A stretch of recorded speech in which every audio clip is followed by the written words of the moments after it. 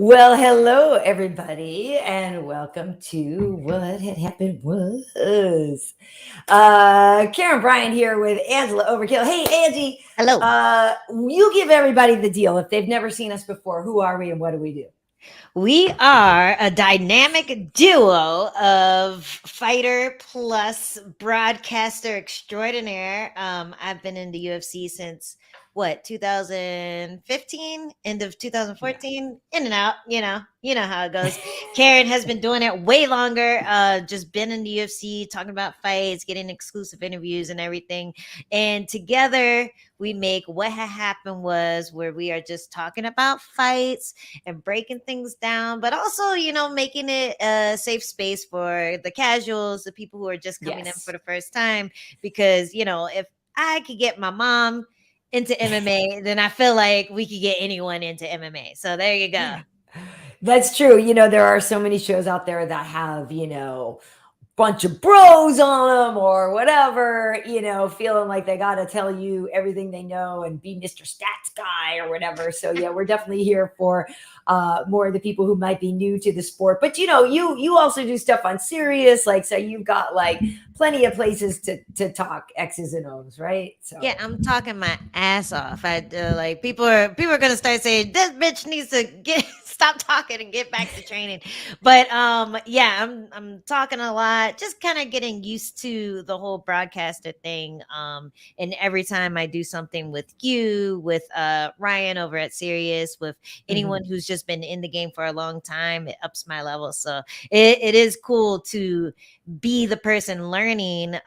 We also have a show, me and Jessica Penne on Mhm. Fight Pass that we're actually going to go do a thing for this weekend. So that should be cool. And I feel like we're both kind of jockeying for it, but I do feel like I'm more of the Karen in that group, Yeah, I would like think out of the two of you, you might tell be. me how that makes you feel. But she's actually really good at it too. So I feel like we're both trading places when it comes to that. But yeah, it's Cool. it's been a crazy ride. A lot of talking this year so far. A lot of talking. Not as much fighting as I like, but Yeah. there's always time to grow and get better and train my ass off. So there you go. Cool. Well, today we are going to have Chris Curtis on Action Man. Yeah. And Action Man picked up a win this weekend over Rodolfo Vieira. Uh, Yeah.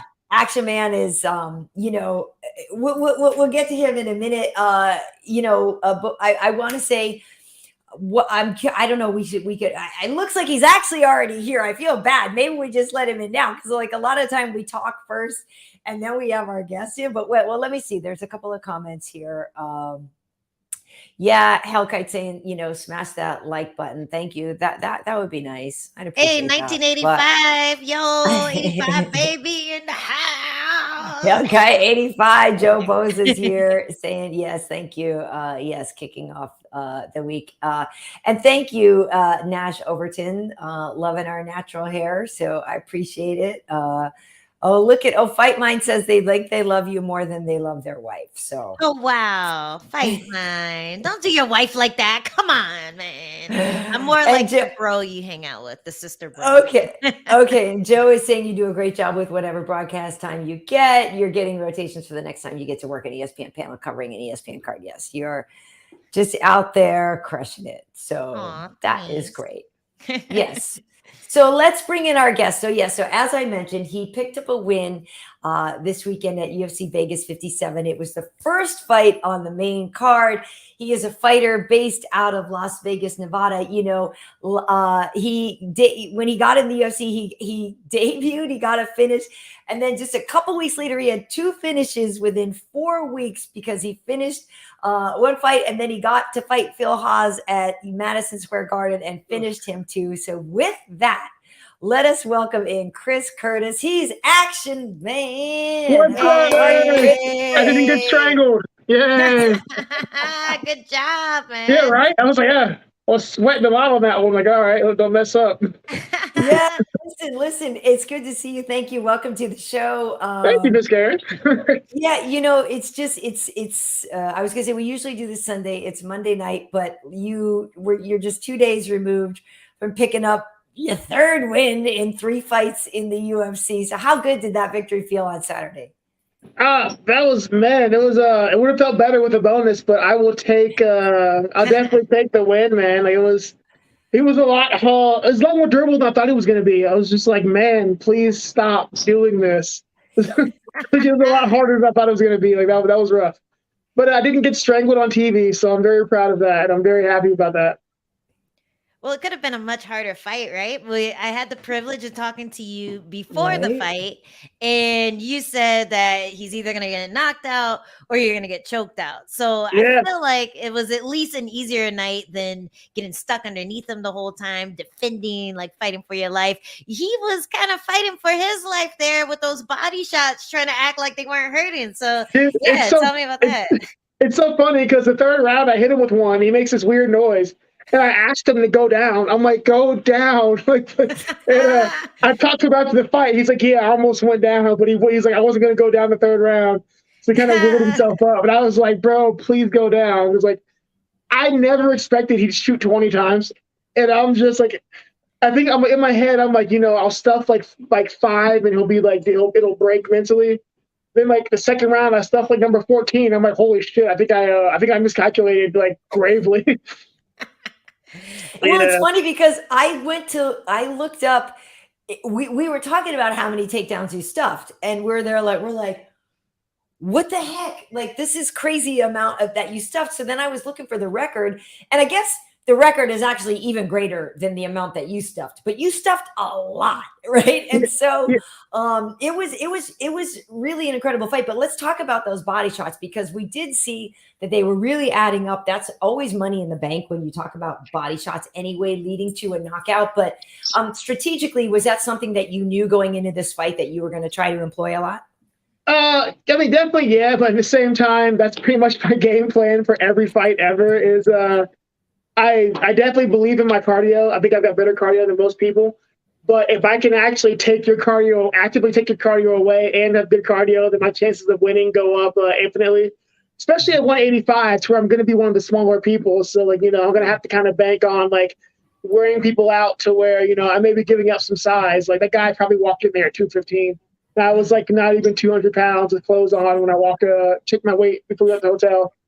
So, it's always going to be, like, if I can slow you down, empty the gas tank, then, like, maybe, just maybe, you won't be able to beat me to death in size. So, like, that's always going to be the game plan. Nice. Yeah, that's kind of refreshing to hear, because I'm also like usually the smaller person in the octagon. When you go for your body shots, do you usually do it against someone who has the same stance as you too, or is it always like that left?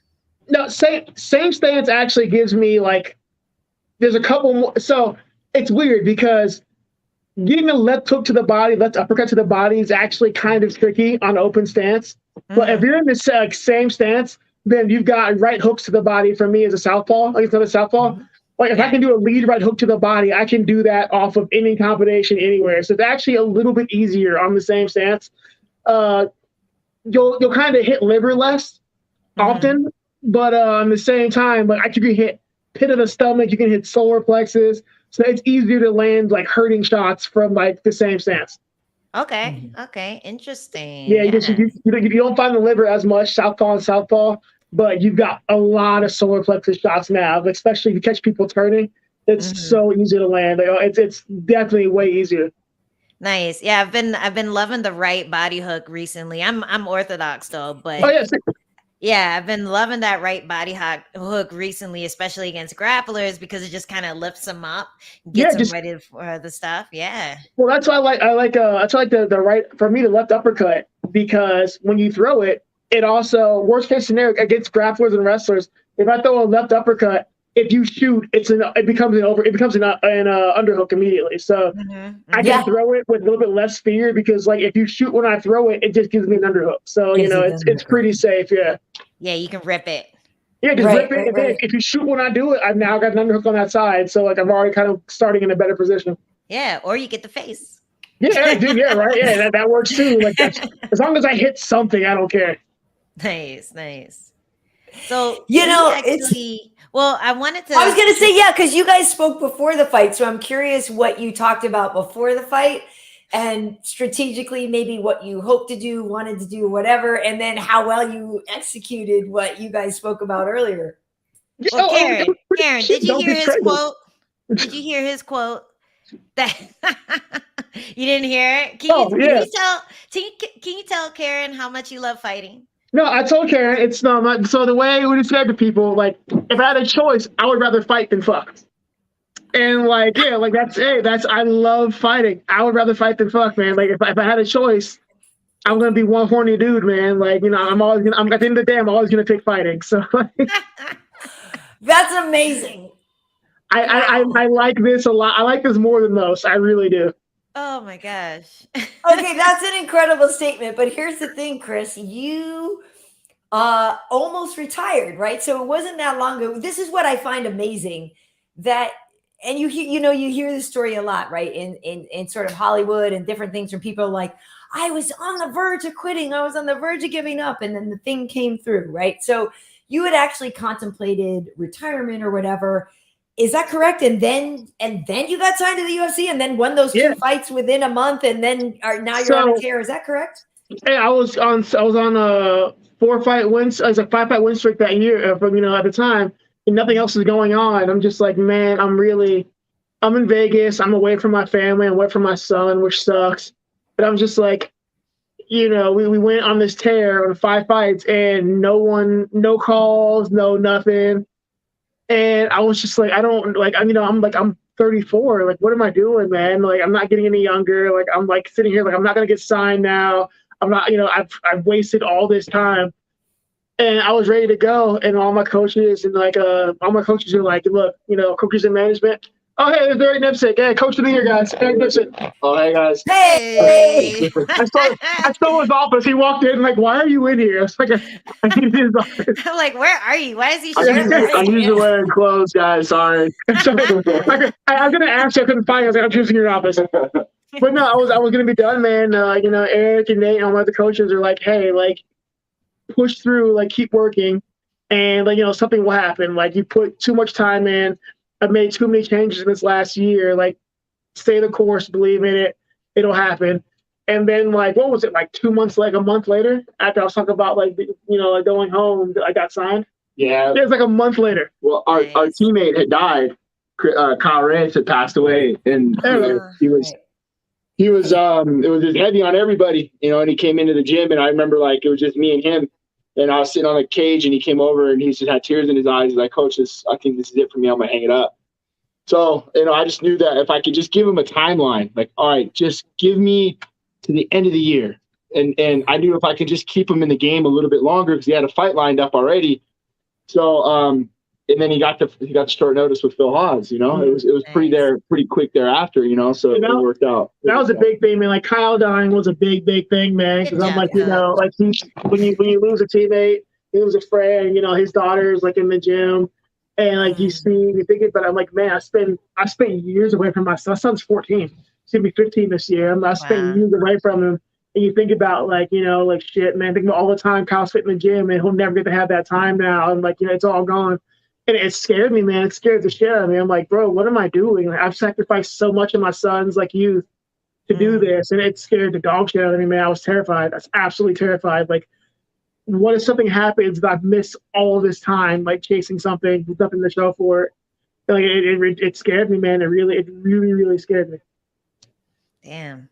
That's crazy. Well, that had to give you some confidence, the fact that your coaches saw the talent and they knew that you weren't wasting your time. You're like not wasting. They're watching you kick people's asses in the gym, and they're like, he's gonna make a break at some point. Like, somebody's gonna notice him. Somebody's gonna jump on it. You can't see the forest through the trees. What they say, like, yeah, man. Like, when you're in there, you just don't see, like, you kind of lose sight of the end goal sometimes when you're trying to make your way through. You don't see the end.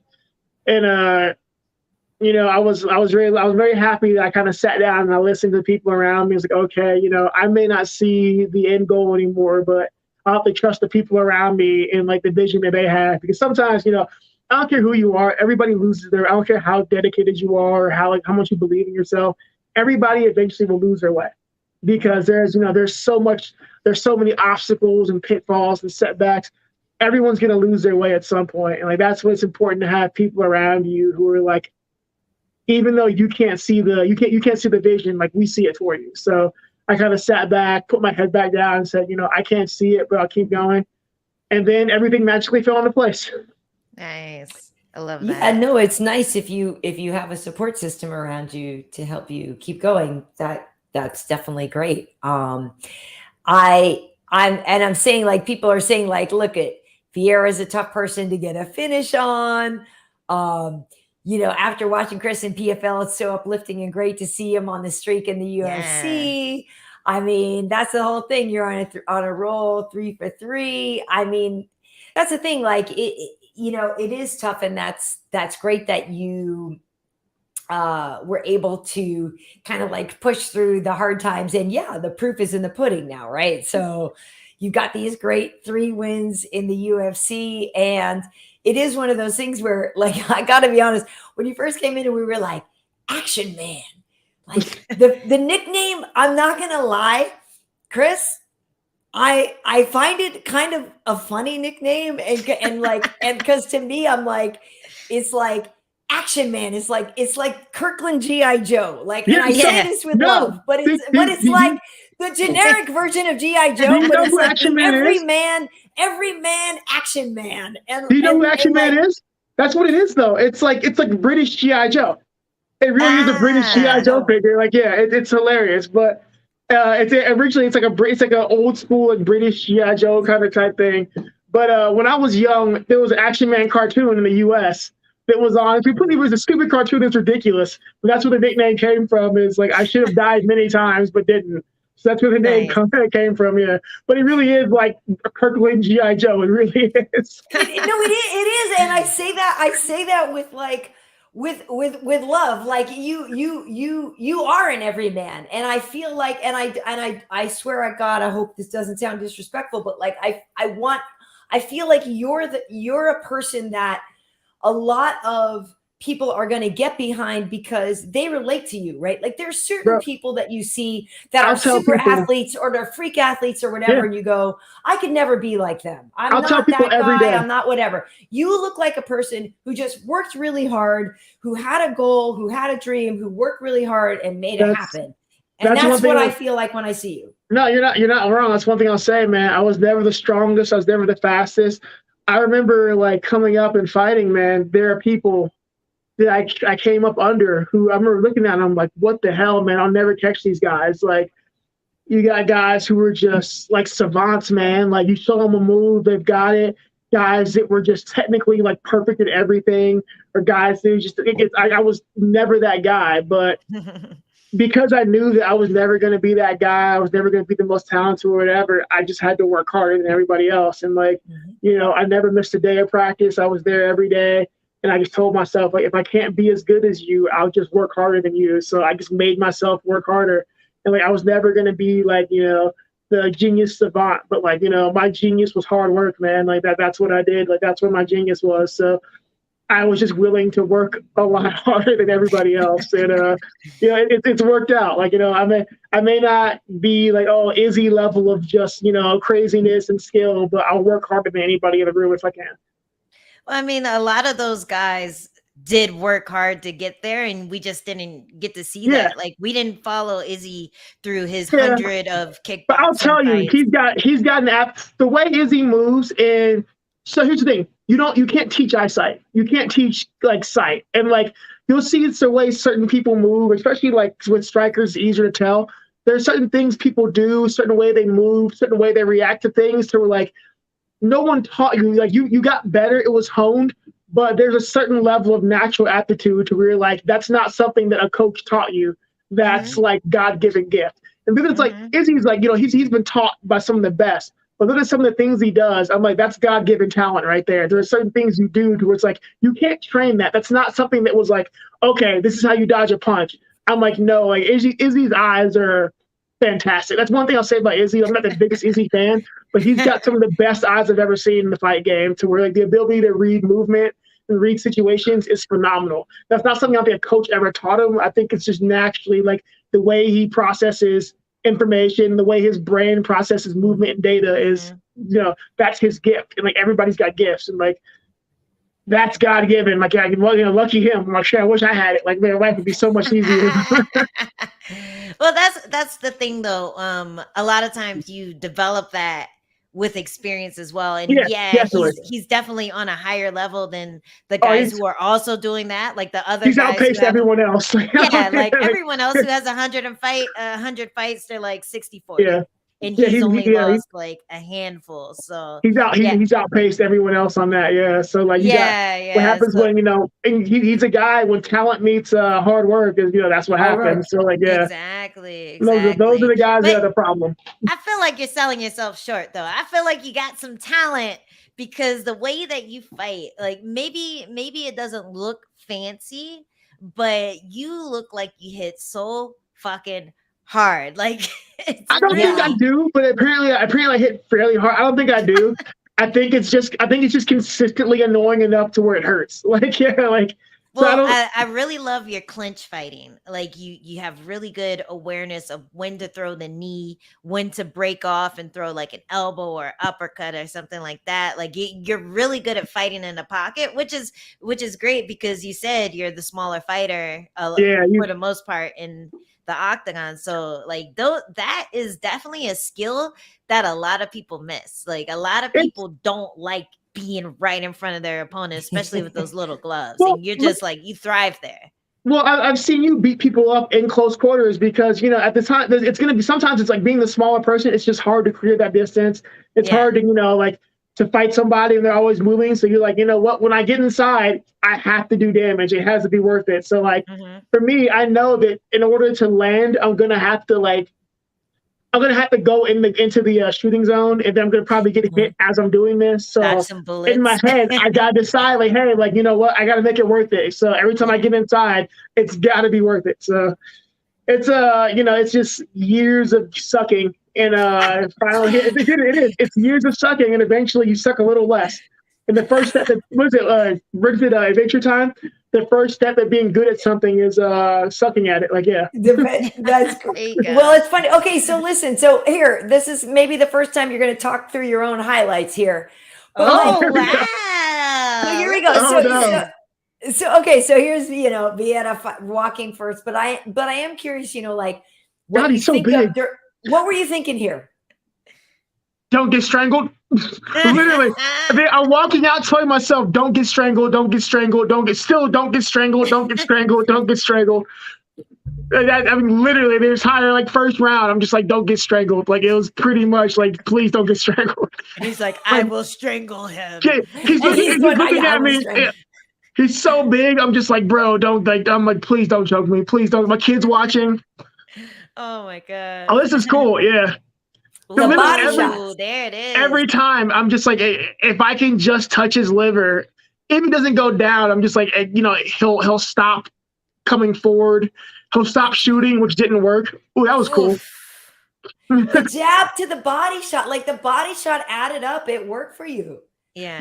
I thought he would stop earlier. I never expected 20 shots. I don't think anybody in my team expected 20 shots. So I kind of knew, like, I think my quarter knew I was getting like worn down by the end, like the 20 shots, but they just wouldn't let me acknowledge it. They're just, all right, go out there. I'm just like, nobody brought it up that he's still shooting. It's just like, okay. I'm like, so I didn't want to bring it up because I'm like kind of tired. They just like wouldn't, like, no one talked about it. So I'm like, fuck it. I guess I'll just keep going. Like, well, so everybody kind of just went past it. I was like, all right, I guess I just won't say anything. You need to be like super proud of yourself because when I fought Michelle Watterson, I think it was something like 18 shots and I defended 17, and the one that got me down fucked up my fucking scorecard, and then I lost. I was so angry, but you should be very proud of yourself because 20 shots, that's in only 3 rounds too. That's a lot. That's a lot. You have to be on point a lot to just be able to like react that way, react fast, get back to your feet fast. I saw like you were both kind of getting up a little slower towards the end. Hell yeah. That's a lot of that's so much effort, like from both of you. So. The third round I laughed because on one we both kind of stayed down for a second. I'm looking at him get up and he's like not moving fast. So I'm kind of like taking a breath too. Like we'll have a gentleman's agreement to like we'll get up slow on this one because like I'm tired. Right. He's moving, he's more tired. I'm like, bro, we'll have a gentleman's agreement not to rush up because I am fucking exhausted. Yeah, like after you. No, after you. Yeah. No, please. Yeah, it was funny, but I mean they my team and my coaches beat the hell out of me this camp, man. Like, oh my God. Like if you guys could have seen me getting dunked on my head every practice, like I think for like probably 4 weeks I lost every round of sparring. So just getting dunked over and over and over. Like everybody I go with, like jab, takedown, I can spin the entire I mean, I swear I lost every round of sparring for like 3 or 4 weeks, but like, you know, it worked nicely to like you get in the cage and after sucking for 4 weeks, you're just like, you have no fear. You're just like, okay, like, this can't be worse than practice to where like you go into sparring every day, like I'm going to get put on my back, aren't I? I'm just like, okay, like we're going to get training partners. They all have a plan, like just take them down and grind them. Like, so we went to the fight, like it couldn't be any worse than practice. And exactly, because at least it's just one guy. Yeah, it's right. One guy. I'm just like, you're not getting a fresh guy. Yeah. Is there another guy waiting in the wings? Like, yeah, man. Like, oh, you get nice and tired. You're like, oh my God, I want to play. It's just one guy. Hey, did you put any work in? Were you working with Brad Tavares at all? Yeah, Brad. So Brad's fighting this weekend, so obviously the timing worked out well for you guys. He's gonna beat the shit out of Duplessis. Like, oh my God, I'm telling you, like. He's gonna beat the dog shit out of Drake. I don't see how like Dracus wins that fight. Like Brad's really hard. I can touch people. I can find ways to land punches. Brad is really hard to hit. He's hard to take down, and Brad hits like a fucking truck. Like he's one of the few people that when he hits me, I'm like, like I am durable. Like Brad hits me sometimes, so I'm just like, bro, like we gotta have a friendship timeout if this happens again. To where like, no, I think Brad's gonna flatten him. Like I really so confident in Brad flattening him.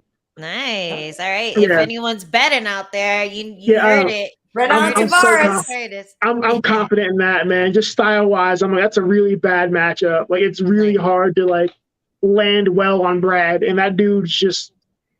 Everything's just straight down the middle, and it's just a thudding impact. Like, so that's gonna be funny. Nice. I love it. Yeah. Well, so listen, Action Man, you stayed busy. You keep a busy schedule. When are we going to see you again? Because there's a part of me that's like, oh, Action Man's probably going to fight in New York or at the end of July or something. Like, what is your goal, right? Because you've already admitted. You almost quit, you almost stopped, and other people kept you here. So what do you want to achieve? You know, like what do you want to be? What do you want to do? What do you want to do in the UFC? My goal for fighting, man, was always been like, you know, I come from the Street Fighter Tekken era of like, you know, martial arts to where my goal was to always, it really was like it's my goal, my thing has always been like be the strongest person I can be. Like, I'm from the era of like people come up in the UFC era and like, oh, get the belt. I'm like, bro, I came from Tekken where like I want to fight guys on top of a volcano. Like, and like I just want to see who's the strongest. Like my goal has always been to like go as far as I can go. Like I don't care if that's as a champion, it's cool. If I can't become a champion, that's fine too. My goal has always been go as far as I can go. Like half the people, if you play Tekken, only one guy gets to be the king of Iron Fist. It's fine because everybody keeps trying anyway. Your goal is just to see how far you can go. Like, we can't all be Heihachi, which is fine, but like, I just want to see how far I can go. My goal has always been go until I can't go any further. I don't care where that is. I don't care if it's me being champion. I don't care if I never get there. I just need to know for my own peace of mind, when I walk away from this for good, I want to know that I pushed as far as I could go and I couldn't have gone any further, and that's fine. That's awesome. And it doesn't hurt getting paid for it too, Yeah, right. Oh, I'm getting money's a big thing now, especially go as far as I can go, asterisk, get paid as much as possible. But at the end of the day, I just need to know that I pushed as far as I can go. Like if I washed out, that's fine because I get to know how far I can go, and like I can live with that. But my biggest fear was never knowing how far I can go. You know, I'm not talking about I'm gonna be ranked the top 15 in the world, which is a big thing for me. It's fucking huge for me. It's, you know, I'm one of the best people in the world at something, and which makes me want to keep pushing further and see how far I can go. If I, you know, wash out at number 15, it's fine. If I wash out at number 2, that's fine. If I get to be the best guy in the world, that's great too. I just need to know I pushed as far as I can. Nice. I love that. I love that. I do too. And how old is your son? 14. He'll be 15 in October. Okay. Nice. And so does he train at all? Does he fight? Like, what does he make of what you're doing now and this whole He trained briefly when he was younger. He has no interest in fighting. He's like, all right, you do that. Like, he's just like, no, not about it. Like, he's just like, I'm not getting hit in the face. He's funny. His kid's going to be an engineer or something. He's always trying to build robots. He wants to build robots. He's going to be an engineer. He's amused by it, man. You know, he watched me fight the other day. He's like, yeah, good job. He's like, you did all right. It's fine. I was like, thanks. Like, but he's been around it. He's been around it since he was born, you know, so it's not as impressive to him as it used to be. Although he has used it at school to flex on somebody because they didn't believe that was his dad. So he called me on FaceTime. Like, tell them you're my dad. I'm like, yes, I'm his dad. So he'll use it to flex if he has to, but generally he doesn't care. He's more interested in like, what games can we buy and play together? So, that's that's his thing. Yeah. So what games are you guys playing? Because we're also broadcasting on Twitch. So yeah.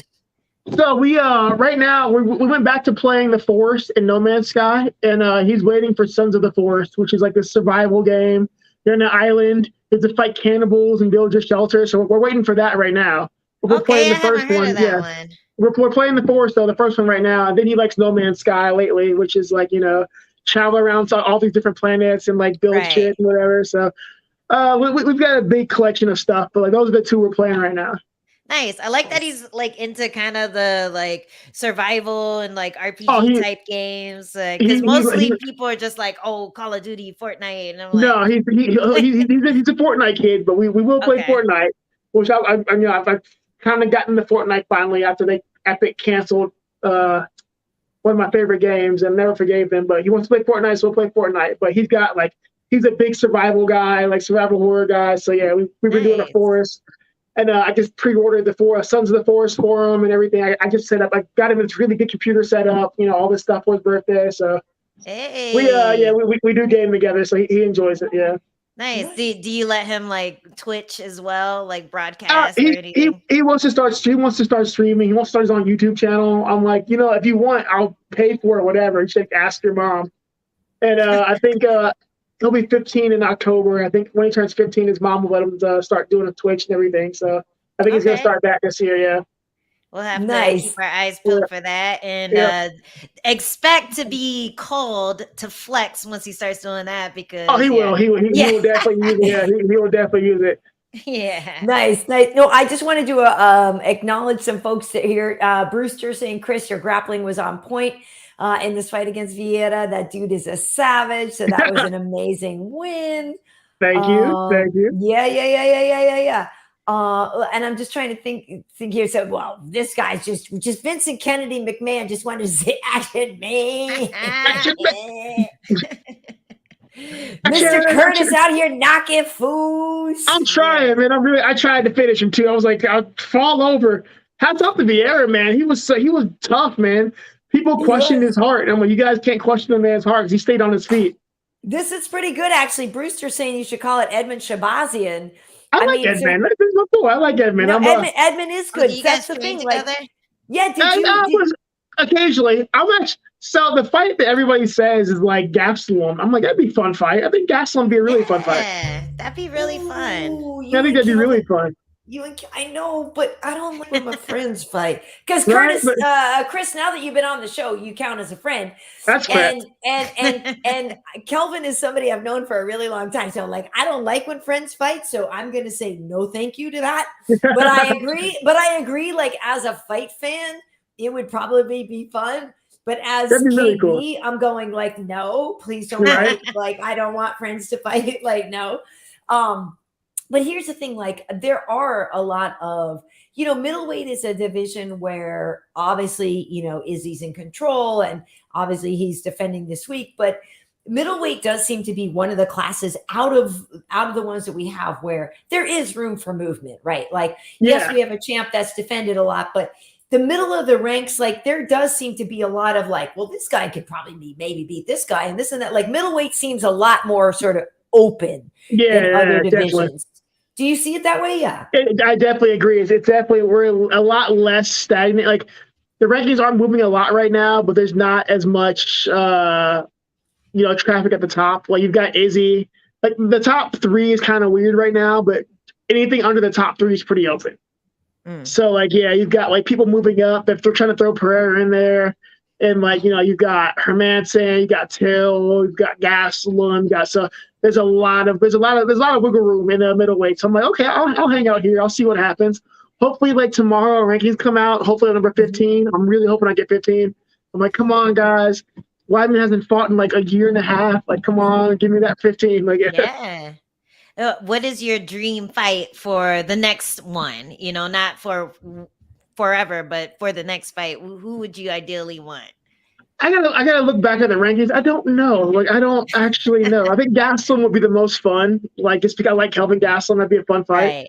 But I don't really know, man. I gotta look at the rankings and see what's moving where. But who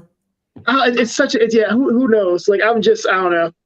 I gotta actually look at the rankings and like be serious now because I'm like, I wasn't really like putting much thought into it. Now I'm like, oh shit, this is like around the corner. I'm like, ooh. Yeah, you might want to pay attention, bro. Yeah, I was like, ooh.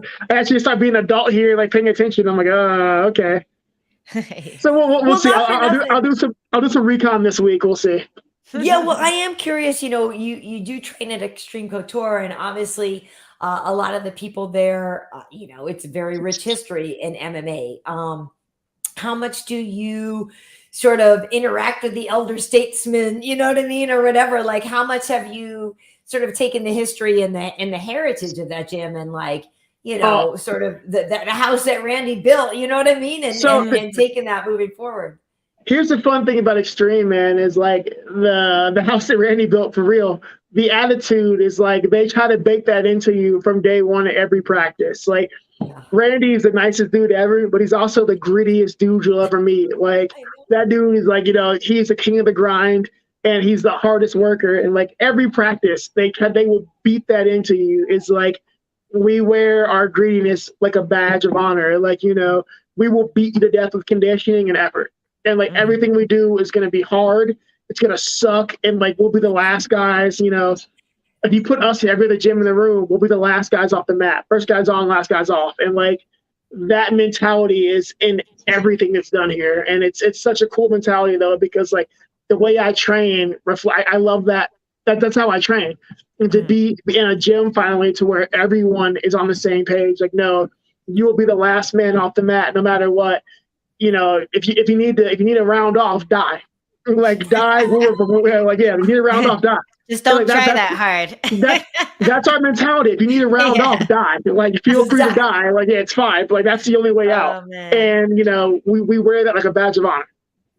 That's awesome. And you're 100% right, because I remember interviewing Ryan at the gym one time, and Ryan had like this IV drip, like he had been through some stuff, but like he couldn't wait to get back. Like that is, you're not even lying. That's 100%. I'm in the gym right now. I just got done with practice. Yeah, I just got done with practice. Just watched Saturday, and you just got done with practice. Yeah. I just got done with practice. We got guys fighting this week and next week, so I've been here for them. I got in. And, like I'm a little bit beat up, but I'm just kind of being a body and, getting back into it. So no days off. Like we're the hardest working guys in the sport. And we're very proud of that. Yay. I always get eye rolls when I come in the Monday after. Yeah. It's like, the fuck are you doing here? I mean, we're going to sit at home. Guys, like, you want to need a drilling partner? Like, so you must not. Strickland's fighting, Puna's fighting, so I'm just here. Like, hey, I'm a body guy. Like, like Brad's fighting. I'm like, I'm a body man. Like, I'll give you what I got, but let's fucking go. Yeah, it's what we do. Good for you, man. That's a good training partner right there. That really is. It's rare that you find people who are willing to come in and it's not really for you to come in the week after your fight, the 2 days after your fight, and work with those guys. But like you definitely are making some lifelong friends by doing that. So, but not for nothing, MMA Action said Strickland's going to destroy Alex in this. He should. I really think he's going to. Alex Pereira. And Strickland's he's saying Strickland's probably going to get KO, a round 1 KO. Strickland's underrated. I think what's interesting about Sean is that people just kind of got to know about we know he can throw down, but like he's a little different up in the head, right? And I think the story on Sean got to be more about got to be a little bit more about him being a little different than his. He's a lot different. He's a lot different. There's a lot wrong with. One of the first fights I watched of yours, I was watching tape. I think I said this already, but I was watching tape for someone who fought you, and Strickland was in your corner, and I'm watching the tape, and I'm trying for the life of me to watch the fight, but he's just saying all this shit in the background, and I'm like getting mad for the guy that's fighting you, like. You gonna let him say that, and it's a good mental warfare. Just talking, just constantly talking, he's definitely the one, man. Like he's I've seen him just talk to people in the corner now. It's like he's actually started cornering against me before. I was beating the guy up, so he switched sides and starts cornering the other guy. I think he did that in that fight too. He was like, "Oh, here he goes. Now throw that jab." Starts cornering the other guy, just like.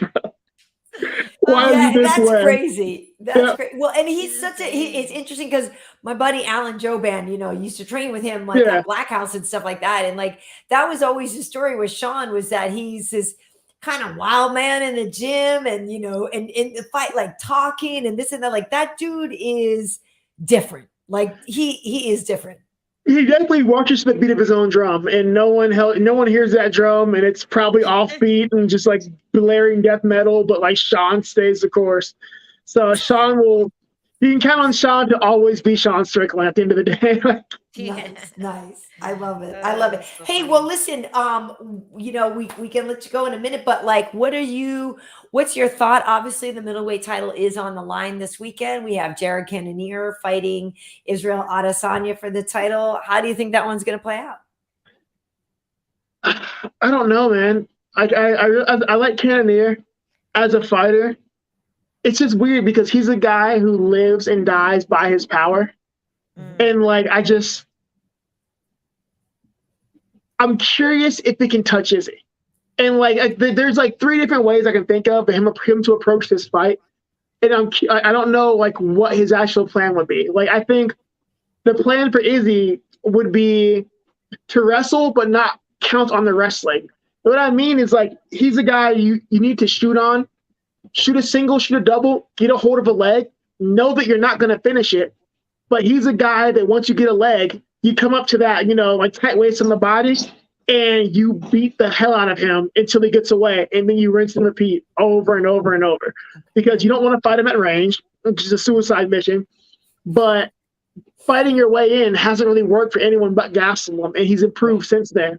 So he's a guy, you've got to make it ugly, you've got to make it dirty, and like, you can't just walk him down, because poor Costa learned the hard way. It's not really the answer anymore. So I don't know, man. I don't like, because he's got such change, like Cannonier's got such like fight changing power, but I don't know like how he's going to use it. Like, so that's, I don't know.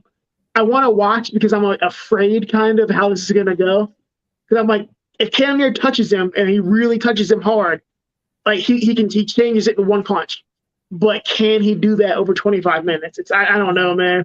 I'm not the biggest Izzy fan, but I'm not going to count him out anymore after he's like killed everyone else. So I don't know, man. I don't even know on this one, but I'm going to reserve. I wouldn't say nothing. I'll wait and see.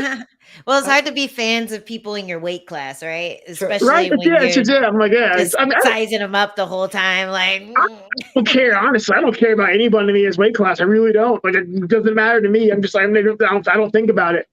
I just like I don't know, man. Like, style-wise, he's not my preferred style. I think like it's weird. Everything Izzy's good. He's great, but everything he's done, I've seen Anderson Silva do, but kind of cooler. So Well, I it's was just going to like, say, who's your favorite fighter then? Who are you a fan of? Who's your favorite fighter? Action Man. Action Man. Is it Action Man? probably Robbie Lawler was my favorite fighter. Probably Lawler and Condit were my favorite fighters. Probably Nice. yeah, Lawler and Condit were my favorite fighters. So like that's more of the style I like. It's just that like gritty, like never say die, like fight to the end style. So like but everything I've seen Izzy do, I've seen Anderson Silva do already, but kind of cooler. So I'm just like, he's fine, but like he's like Wish Anderson Silva. Oh no. He's great, but I've seen Anderson Silva do it before and kind of cooler. So I'm just like, all right, well, like he's great, but like prime Anderson Silva just did stuff in a cooler way. So it's fine. Wow. Hey, before we let you go, here's a question here. Was Brandon QFG is asking, were you surprised by Vieira striking at all? Because he did actually strike with you some. Yeah. His boxing's improving leaps and bounds, man. Like I'll give him credit. He's developing a good jab. He's developing a better sense of timing and awareness. So yeah, he's actually cleaner than I thought he was going to be. It's actually I'll give him a lot of credit. It was surprising. I thought it'd be a little bit easier. He kind of used his jab well. He used it to measure distance well. It was definitely a lot cleaner than I've seen any of his other fights before. So he's improving. He's still improving, and he's improving very fast. So yeah, hats off to him. He looked great, and it was definitely a little bit trickier than we gave him credit for. Well, yeah, 20 shots. He definitely was trying to win as hard as possible. He was dedicated. Definitely trying to win. Yeah, he was dedicated in that fight camp. He fought the best version of him. So he worked his ass off. That was the best version of Vieira that I've seen so far, and hats off to him. He's only going to keep improving. Yeah. No, he really was incredible. Well, listen, Action Man, that was quite a victory for you. And I know Angie, start doing that, like Action Man. I don't know, like the chopping action. Chopping. Well, because there was G.I. Joe with Kung Fu like action karate chopping action. Right? Yeah. Exactly. Chops. But I honestly, I think what's so endearing and likable about you is that you are an everyman. Like we joke that you're Kirkland G.I. Joe, but it's like you can get behind that. You are a guy that I feel like a lot of people can relate to and be like, yeah, hard work pays off. And you're just proof that like you put your mind to it, you grind, you do the hard work, and awesome things can happen. You have such a fun, cool story in the UFC. 3 finishes, 3 with like who doesn't want that career? Yeah, right. It's fun, just at the end of the day, the moral of the story is just keep grinding until you can't grind anymore, and you either die or you'll get what you want. So why not? So it's just don't leave this world with don't leave this world having left anything on the table. And like that's all I can tell people is like if you want something, go for it 110%. Like don't leave anything on the table. Nothing's worse than wondering if you could have done more. So hey, just keep grinding. Like keep grinding until there's nothing left to grind on. Especially if you like fighting better than fucking. Yeah, right. Hey, man. Nothing left to grind on. Nothing left to grind on. Such a training partner. Right? Hey, bro. Okay, I love you, dogs. Like, hey, what? Like, hey, it's weird, but it's we all have our fetishes. I just like hitting people. It is what it is. That's nice. I love it. Man, I love it. Well, listen, Action Man. Hopefully you get another fight soon, or you have some time to take off and have hot Action Man summer or whatever. But yeah, right. I've got the short shorts. It is ready. It is. I am ready for summer. I've got like the fucking I've got so many. I got the khaki shorts too, like the South African hunter shorts. Like I got the hat. Ooh. I'm walking around like a big game hunter this summer. It's over. I can't wait. Okay. Yeah, I can't wait. I see you, girl. All right, everything else gonna be great. Yeah. Big cats. And hey, I am out here fooling. I can't wait. I love it. Well, you've made your fights appointment viewing, so I don't think anybody's missing a Chris Curtis fight from here on. Listen, you really are like you're fun to watch. You just are. I'm just glad everybody's having fun, man. That's awesome. Hey, well, thanks, man. I wasn't expecting to be as inspired as I am right now. So it was really awesome talking to you. No, you really like I had a good day of training, and then I came on here with you, and you just like really made me feel better about myself. If you can do it, better about I grinding. can do it. Like, yeah, like shit. Like shit, yeah. So I tell guys, if I can succeed at something, you guys can succeed because I should not be here. But like, hey, it's working out. So Hey, never good give job. up. Good job not Nice. giving up. That's awesome. I'm Awesome. really happy I for love you. it. I love it. No, thank you guys for having me though. Seriously, I really Yeah, appreciate it, man. Chris. You guys are awesome. Yeah, take it easy and congratulations on the win. And yeah, I'm hopefully I'm working your next fight too. Yeah. I'll be here. I'll be around. Hit me up. Yeah, All right, can't cool. wait to see you fight again, man. Take it. Thank you. Care. Have a good one. Yeah. Thank you guys. Have a see good you, one, guys. Chris. Thank you. Bye. Later. What a good dude. I know. Oh my God. I was just like, So you better talked to him preach. before. You You better talked to him preach. before. You talked to him before the fight and now after the fight. So that's Yeah. So I feel like we're besties. cool. How nice But is he? He's so nice. And we really didn't get to talk that long because it was a radio show. You only get about 20 minutes and then you have to move on to the next thing. So we kind of got caught up on that weird like quote that he had. And then we started talking about like him ransacking a Shaolin temple and beating up monks. And yeah, we just got on tangents. Right. So we really didn't get to get down and deep with him like we did today. So it was really cool being able to pick his brain and see what makes him tick and everything. What a good guy. That's right. That's right. Well, this person saying Geo59, my man, action man. And that's the thing is like I said it there. And yeah, Joe saying, thanks for stopping by. Such a cool dude. He really is. And like I think that was something that Hanato and I one time on the Tuesday Night Festivities show that like we were talking about him and I joked calling him Kirkland G.I. Joe because like Action Man does seem like a generic thing that you would put on an action figure. Yeah. But that's what's actually so awesome about him is he is every man. Like he is a testament to hard work pays off. Yep. Yeah. Karate chops. Win fights. But like he said, he's like, I shouldn't be here. I almost quit. I almost stopped. I shouldn't succeed. Or maybe people thought I wasn't gonna, but I did it anyway. Yeah, and he did have a rough run on that PFL, those few fights that he had on there. And I think it was like a weird one where he like lost a fight, but the guy who you lost to couldn't continue, so he ended up fighting again that night.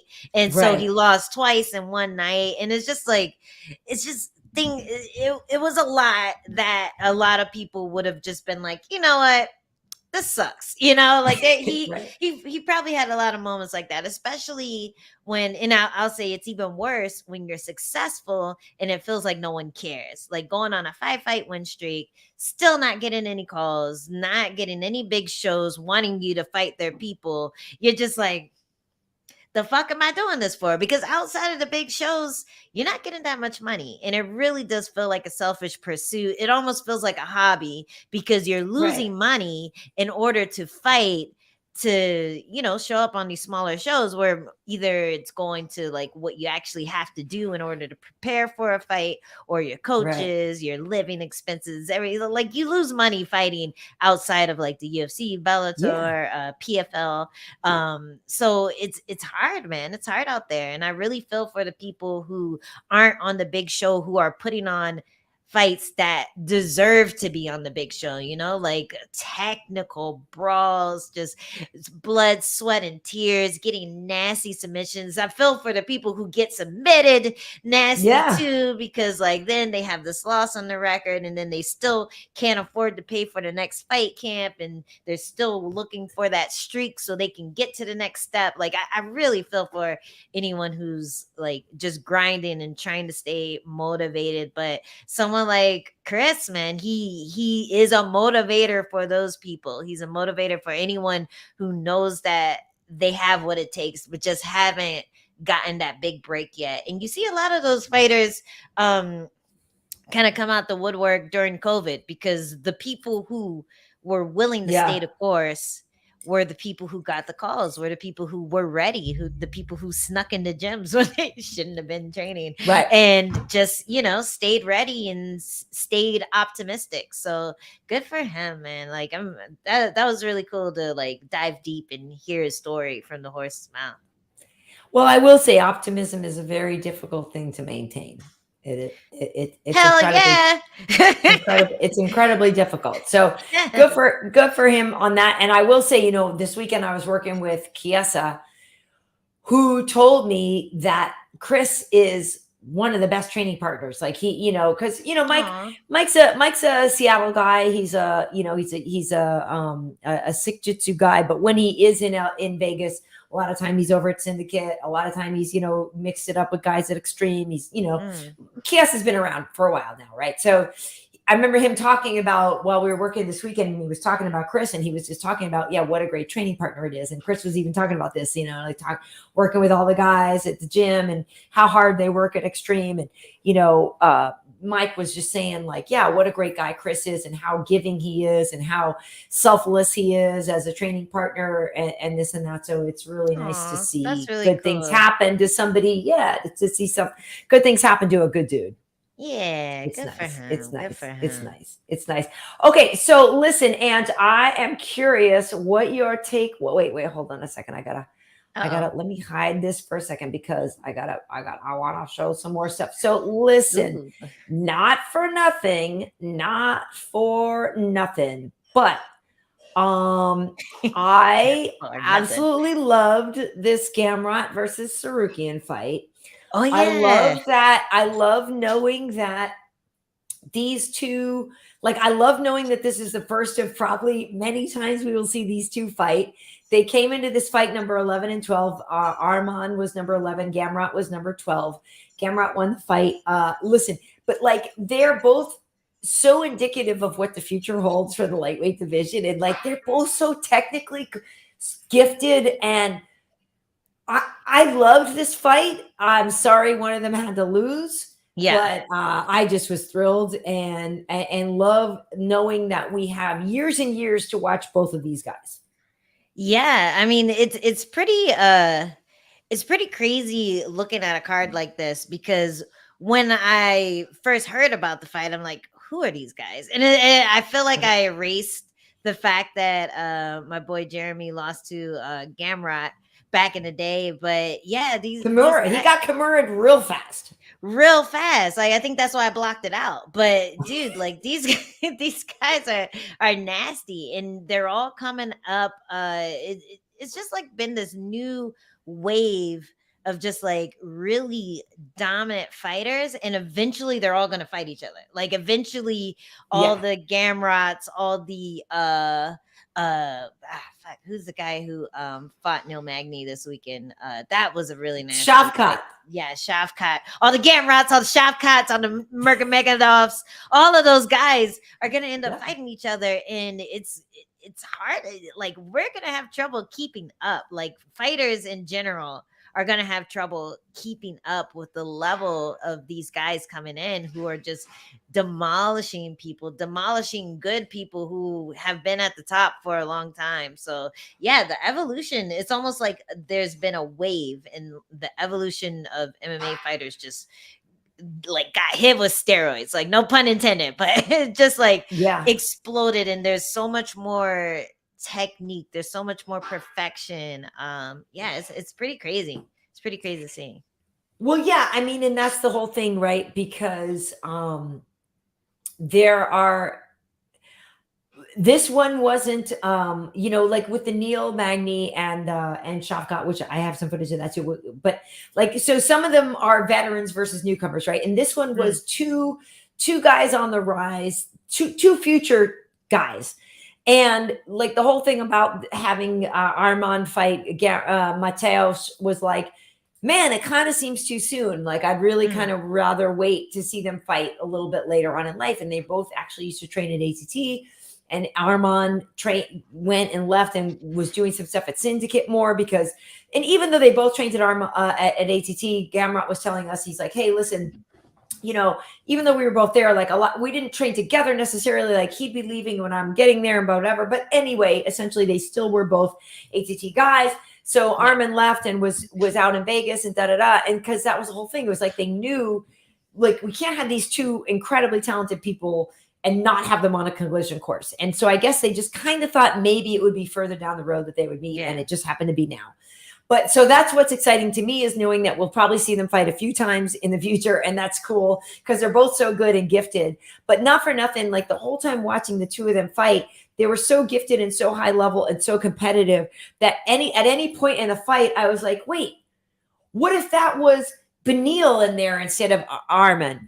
Or what if that was Tony Ferguson in there instead? And, you know, Mateusz called out, you know, Gaethje after, and I'm like, I will pay to see this. Like, take my wallet. Like the crazy mental thing to know as a fight fan. It was like, holy crap, you could take the dudes number 1 through 6 or whatever, and you could do a 1 through 6 versus a 6 through 12, and like, they're going to be hyper competitive fights. Like the lightweight division, and I know we talk about this and with Shavkat and Neil as well, but like, I don't know, you could be like, well, Bantam's amazing too, and so is Feather. But lightweight and welter are so ridiculously thick with talent. Like, it's stupid. And so watching Arman and Mateusz, I was just like, I couldn't help but get really excited about knowing how good, like in what good hands the future of the division is in, right? And like how secure we are for years to come, like knowing how good these guys are.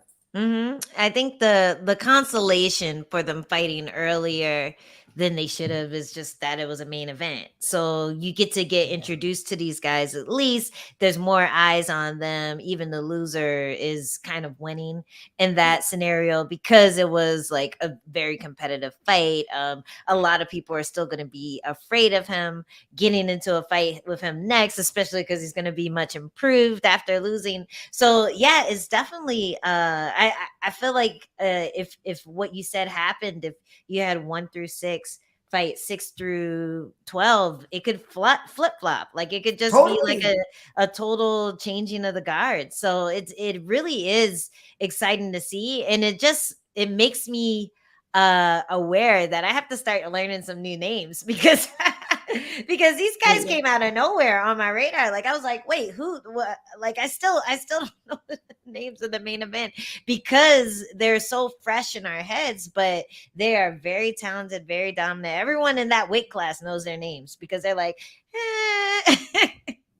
Well, and I got introduced to Arman, and I admit, you know, like Arman Tsarukyan was on my radar from fight number 1 because I was there. Okay. Like I was in St. Petersburg, Russia when he fought Islam Makhachev. And basically, you know, not for nothing, and I kind of said this on the air, and it's not like he was kind of brought in to lose, but he was kind of brought in to lose, right? Like Islam Makhachev was fighting on the show in St. Petersburg. There were literally, I won't say their names, but Russian and political and military leaders from the area in the building to watch him.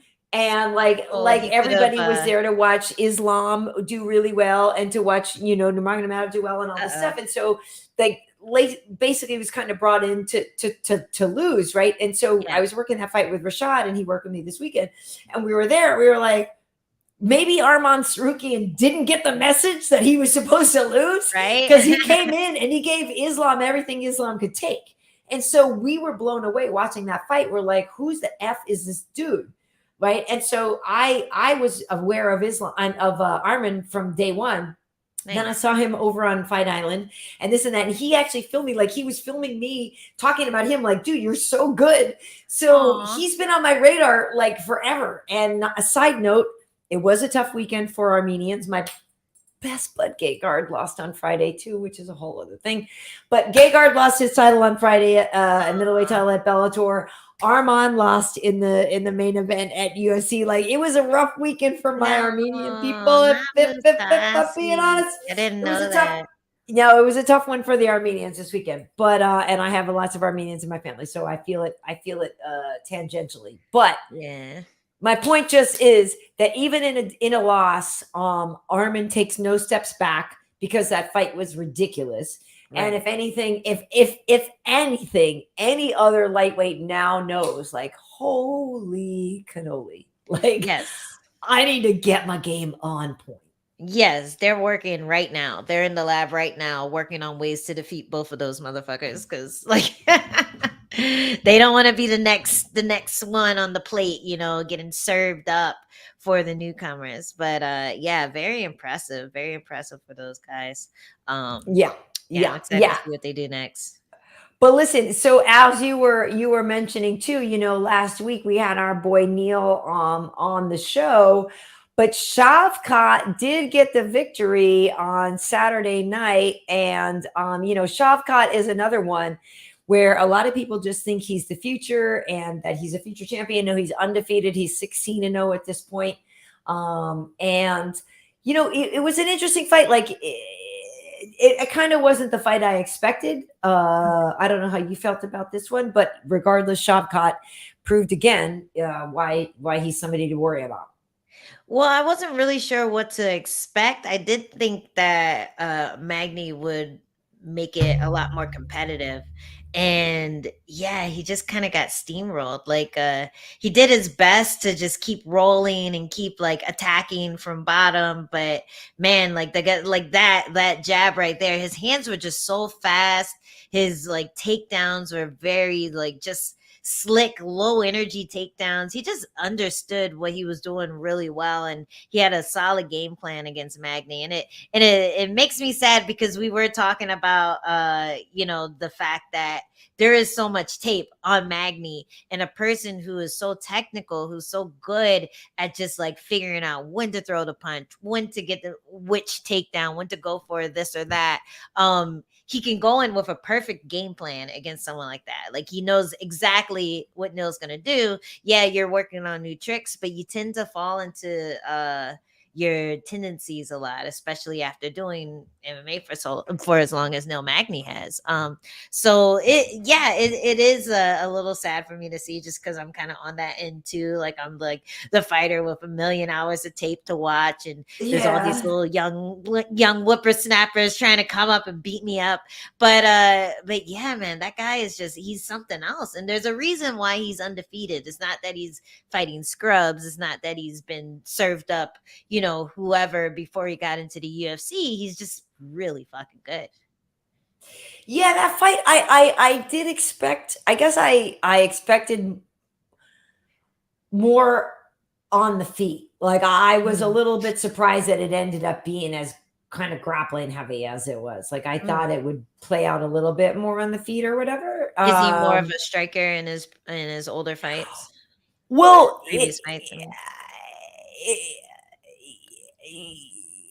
We haven't actually seen everything that Shavkat can do. I guess I'm saying that because because of the Neil part of it. Like I've seen Neil do a bunch of different things.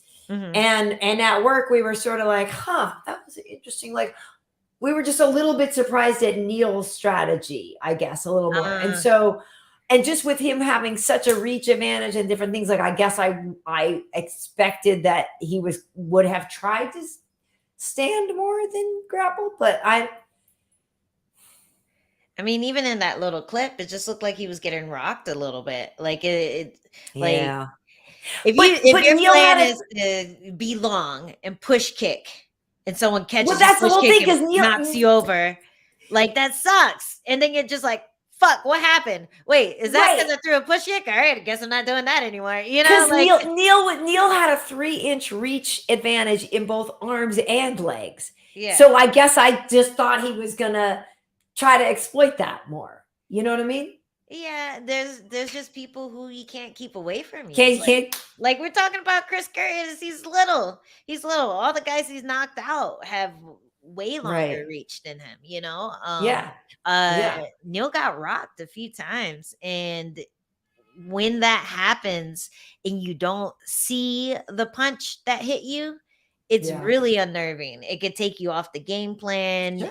It could like keep you from doing the things that you practice, that you were like, okay, this is the thing that's gonna work. If you can't if you can't adjust to what the other person's doing, it could throw you off your game. And maybe that's just what happened to him in that fight. Right. Yeah. I mean, look I'm not ever gonna. I mean, but why? He's good. Yeah. Lord of the Pies is like, dude's a monster. Yeah, like he's good. Like Shavkat's good. I mean, last time I saw someone like handle Nurmagomedov like that was when Neil fought Lorenz Larkin, and he just steamrolled him. And it's the same thing. Like Larkin didn't have reach on Neil. You know, he was slightly smaller. I feel like he's slightly shorter, and just powerful. You know, powerful, fast, explosive. Just like mean with everything, and that's what your boy did. So it's just Hey, listen, on a side note here, JH125 is asking if we can ask you if you still train with Jenna Bishop, and that's a yes. They're asking because their mom works with you, and they were wondering if she'll be in her corner for LFA. Are you going to be cornering Jenna? Oh, that's so cute. No, I won't be this time. She's going to be in there with I think her husband Tyler, and then our grappling coach Johnny Faria, who's just such a good guy, such great energy in the corner. But yeah, I'll be screaming from San Diego. So yeah, sorry, tell her mom sorry, I won't be there, but always supporting, always helping. We're gonna be training tomorrow and all this week too, just to finish up camp. So I'll be there in spirit for sure. Okay. Well, yeah, there you go. Well, there you go. Okay. So last fight I want to ask you about, because this is just one of those things that everybody's going to be talking about. So what was your take on Umar Nurmagomedov? You know, he's Khabib's cousin. He's undefeated. He was up against Nate Maness. He got a 30-27, a 30-26, and a 30-25. I don't think I saw this one. Let's see. Poor Nate. You know, Nate just spent the whole time trying to defend. I mean, here's the thing. Umar, I mean, you hear Nurmagomedov, right? He's so little. Everybody thinks like you're going to be a wrestler or whatever, but like Umar is all about these kicks, right? Yeah, so that's the whole thing. Okay, I definitely didn't see this one. Dude, he kicks like his kick is like a jab, right? So he kicks Nate in the face, and he has these kicks. They're like front kick, push kick things or whatever, but like Umar can throw a kick like lightning. It's crazy how fast that he throws them, and he's really incredibly effective with them. But yeah, this fight was just, like I said, 30-27, 30-26, 30-25, Umar Nurmagomedov. And he got the hat too. We're just talking about all these people with their hats, man. Like as soon as you see a funny hat, you know you're in for Watch out. For a tough night in the office. Like, oh my God, this motherfucker has a hat on. Shit. Man, that was impressive. Like his takedowns were super slick. Like when someone comes in with nasty striking and they have those slick takedowns too, you don't know what to expect, you know, like you get clinched up, you're like, okay, he's gonna break off and elbow me, and then instead he hits an inside trip, and then you're like, no, you know. That's really cool. I'm gonna have to go back and watch that one because like, yeah, he definitely looks like he's living up to the Nurmagomedov way. I love how all these guys that Khabib's training just have like superb striking. You know, like where did that come from? Like it's like Khabib was like, oh, my only regret, you know, not using my striking. So now all these guys are coming in here with like crazy kicks, crazy hand speed, and then they still have the fucking crazy takedowns that no one could defend from Khabib. So it really is funny seeing this new wave. It is, and it's funny too because just even being at work and being at the Apex, it's like Khabib he's like this. I don't know. It's just funny. Like we're so used to his presence there, but it's like he's older and wiser than his age. If you follow me, like because he's he's the elder younger than me.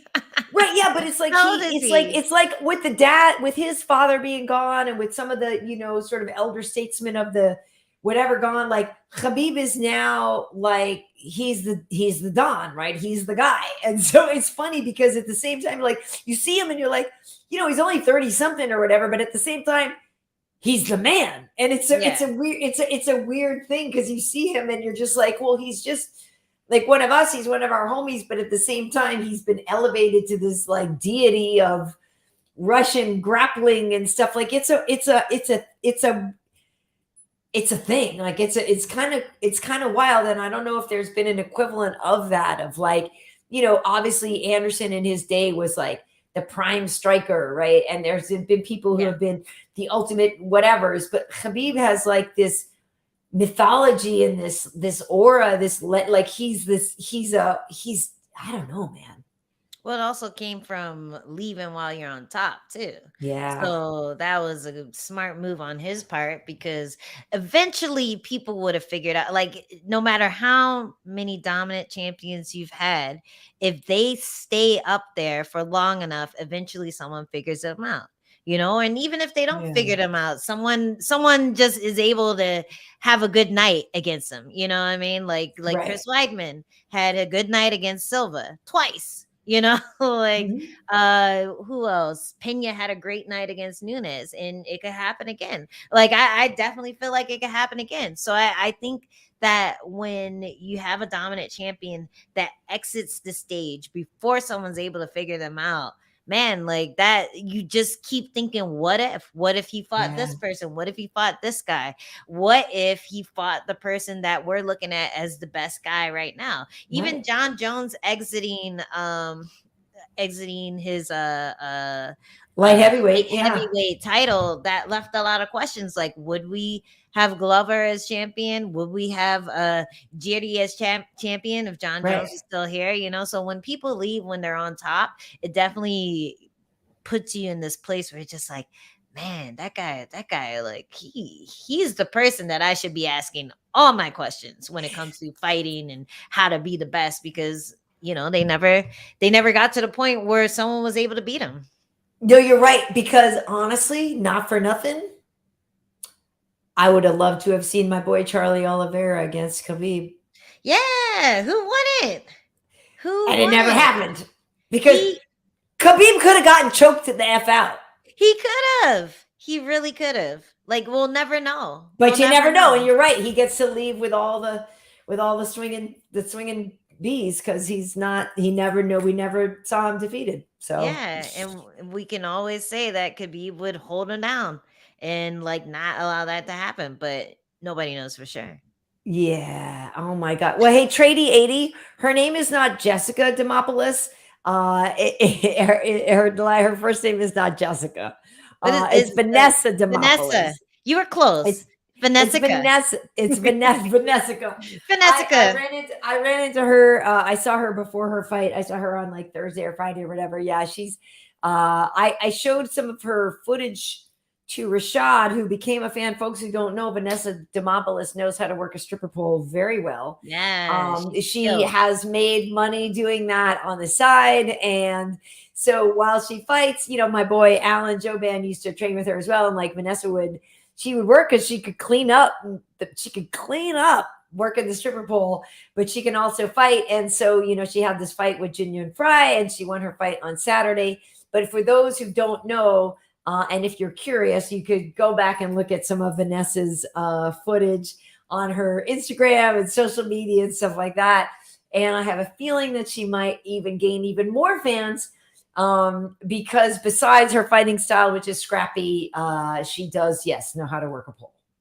Yeah, I mean, you could tell by her post-fight celebration. She jumps up and does her pole thing, and Bisping showed that she doesn't need that supporting hand. She got the core strength to keep the legs extended without the supporting hand. So good job on both of them. They were good dance partners for that little moment. That was like a weird judge call though, because there was a score, like I felt like 29-28 either way would have been okay, but the 30-27 really just rubbed me the wrong way. I didn't agree with that either. Yeah, it really just rubbed me the wrong way. Like, and man, I hate talking about judging It wasn't time, 30-27. It wasn't burns a 30-27. hole in No, my I skull. was very surprised. Ugh. Again, like same thing. I was like, really? Because I did not see it as a sweep for either girl. No, she came back strong. Demopolis did. She came back strong in the end of the second. Third round was all her, but the first round she was in trouble. She was eating punches. She was getting walked down. Like it was not a good first round. So No. in my head, I have to wonder what the fuck was that judge thinking when he gave her round one? Like what Yeah. could you possibly be judging? Well, for Demopolis that Jingyu Fry wasn't doing better in that round one. Yes, she faded, but that wasn't until round two when she started fading and started getting hit more and all that stuff. But good job for Demopolis either way. I do like when the fighter who ends stronger wins. Like Yes. I think that's good. Like That's fair. If anything, I would be okay with like whoever wins the last round gets an extra point, you know. Right, but it was a split decision, and you're right. But she won the last two, but she didn't win all three. Yeah. So whenever stuff like that happens, it always rubs me the wrong way. And I feel like there was another weird decision too on that card, but I don't remember which one it was. But either way, you can't be too mad if you're either girl. It's just man, 30-27. What the hell? Well, the other decision, Morozov got the unanimous decision over Howley and Paiva. It was a competitive fight. Shylan Norden-Becky got the decision over TJ Brown. That was a back and forth fight, but I think that was right. Okay. Chris Curtis got a decision. Umar got a decision. There weren't that many. We actually had a decent amount of finishes, so there weren't too many decisions. But yeah, it's just tricky. She did get this split decision, Vanessa, but yeah, I didn't think she won all three rounds either. So. Yeah. But she seems like a cool chick, so whatever. Who cares? Yeah. No, she was cool. She was cool, and I had fun. Hey, listen, I know we can wrap it up here soon, but Brandon QFG is asking, who are you fighting next? Do you have anything lined up? I might have something in October. I just can't talk about it yet. I was wishing it wasn't all the way in October. God damn. But it gives me time to improve and get better and like embrace grappling and a bit more. So we will see when that thing gets announced. Nice. Okay. Well, was there anything else this weekend that stood out to you or anything? No, I got to throw shit. You did the Highland Games. For those who don't know, Angie is married to a Scottish guy, so you did the Highland Games yesterday. I saw your Instagram. It looked like you did pretty well, except that the big tree, the long tree stump thing, that looked like that was the hardest for you. Maybe it's always hard just balancing it. So getting it up and then balancing it is the hardest part. So if you can get it balanced without it like going one way or the other, then you're good to just like kind of run forward and throw it. So yeah, it's tough because you can't really practice it either. But what's the point of that one with the tree? Like to throw it or just walk with it? Like you have to flip it. So that's like in this one girl or two women actually. There was like a 50-year-old chick who fucking crushed everything. I was really impressed with her. And then there was another chick who I took the photo with in the video if you guys want to watch, and she was killing everything too. She actually owns a gym that focuses on like Highland Games type strongman competition things. Yeah. So yeah, both of those women were able to actually pick the log up, throw it, and then it flipped over. And the goal is to make it flip at 12 o'clock. So if it flips and it goes this way or flips and goes that way, the closer it is to 12 o'clock, the better. So if you get like 3 o'clock and another person gets 2 o'clock, then the person who gets 2 o'clock gets first place. So you're supposed to hold it and then push it up and have it flip in the air and land straight? Yep. Okay. Yeah. So if this was a caber, I'm right balancing it, and it's like right here, and I'm running with it, then I flip, then I like kind of squat it and flip it, and then it has to go whoop. So the end that's touching your hand has to be that On way. the ground. Has to be How did pointed Adam the do? other way. Adam didn't do it. Fucking poser. He's Scottish. How come he it. didn't do it? Because it's one of those things that, like, you know, only people who aren't Scottish do.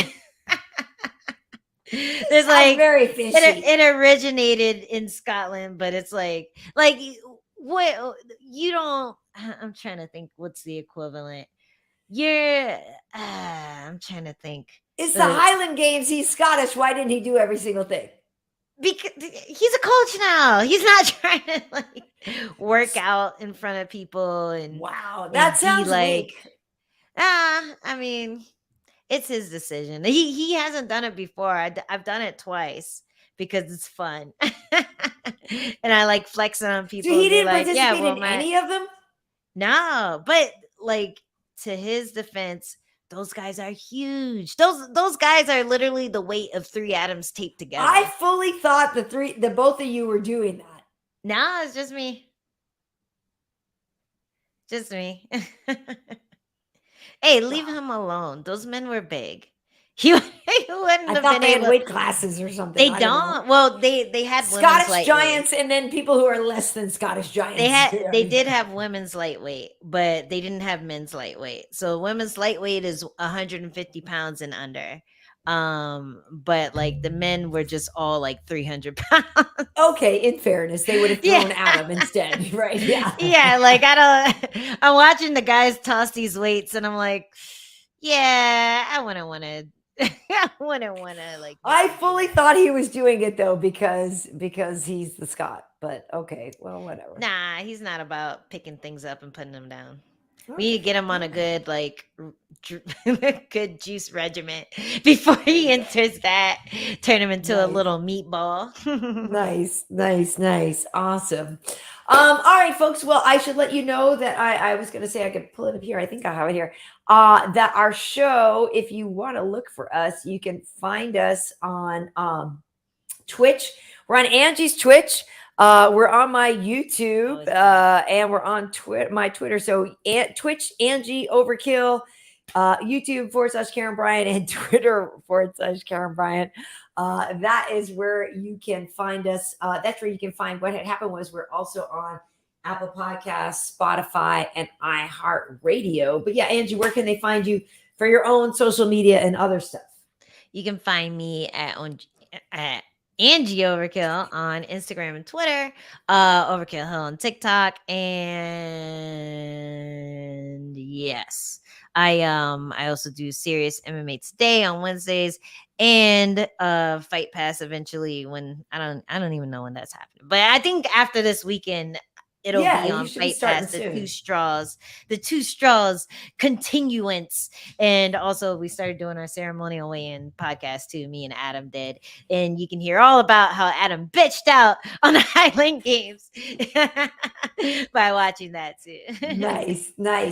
Awesome. All right. Well, you can find me at Karyn Bryant, Karyn. Bryant as in Kobe, no relation, but may he rest in peace. That's my handle for Twitter and on YouTube. Over on Instagram, I'm at KB Heat.